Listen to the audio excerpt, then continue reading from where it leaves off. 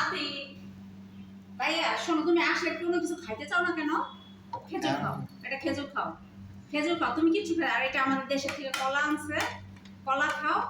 এই কলা কিন্তু খুব ভালো। এটা হলো আমাদের ফরিদপুরের আর নুসরাতের নানিদের গাছের কলা। এইটা অনেক টেস্ট, আর খেজুরটাও কিন্তু খুব ভালো। কেমন আছো? হ্যালো হ্যালো কালা, ভালো আছি। আপনি কেমন আছেন? এই তো ভালো আছি। সবাই লাকিকে সাপোর্ট করবেন। আর লাকি খুব ভালো ভালো ভিডিও বানায়। আর অবশ্যই লাকিকে বেশি বেশি করে সাপোর্ট করবেন, ঠিক আছে? হ্যাঁ হ্যাঁ কালা, অনেক ধন্যবাদ। সবাই তো জারা আহমেদ, মানে ওনাকে আপনারা সবাই চিনেন। আমরা আজকে চলে আসছি ওনার বাসায় বেড়াইতে, ইনভিটেশনে। তো যাই হোক, অ্যাকচুয়ালি আমার ভাইনা বউ, আমার বড় বোনের ছোট ছেলের বউ। ও খুব ভালো, আমার বড় বোনের অনেক কেয়ার করে, অনেক আদর করে। আর ওরাও তো একসময় শাশুড়ি হবে, তাই না? হ্যাঁ, ওরাও একদম একসময় শাশুড়ি হবে, এটাও খেয়াল রাখতে হবে। যে একটা কথা আছে না, যার দিন ভালো আসে দিন খারাপ, তো সব দিকেই খেয়াল রাখতে হবে, এই আর কি। আর এটা ছিল কি জানো বলে, নুসরাতের, মানে আমার ভাইয়ের মেয়ের, মানে ওর নানির বাড়ির কলা একদম গ্রিন ছিল, এখন হলুদ হয়ে গেছে। এটা বরিশাল থেকে ইম্পোর্ট করা। না, বরিশাল না, এটা ফরিদপুর থেকে ইম্পোর্ট করা। সরি, এটা হলো খেজুর।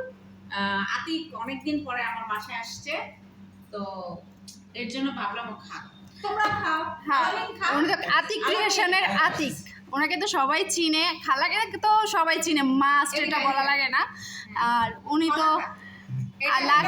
এটা হলো দিয়ে আমার লাকির হাজবেন্ড, মানে আমার ভাই না, আমার বড় বোনের ছেলে।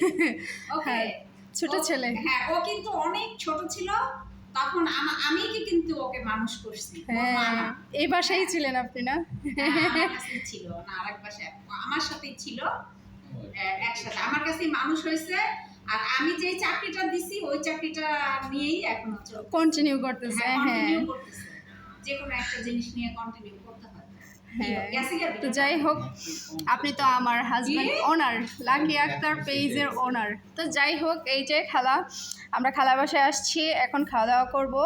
এই তো আরও অনেক এনজয় করব। আপনারা সবাই পাশে থাকবেন, ভালো থাকবেন, আর বেশি বেশি করে লাকিকে সাপোর্ট করবেন সবাই মিলে। আমাকে যারা ভালোবাসেন, আমাকে অনেক অনেক আপনারা সাপোর্ট করছেন, আমি জানি। আর কিন্তু আমার দ্বারা যদি কোনো ভুল হয়ে যায়, এর জন্য মাফ করে দিন। হ্যাঁ, মানুষ মাত্রই ভুল, অবশ্যই প্রত্যেকটা মানুষের ভিতরেই ভুল ত্রুটি থাকে, সেটা ছোট হোক আর বড় হোক।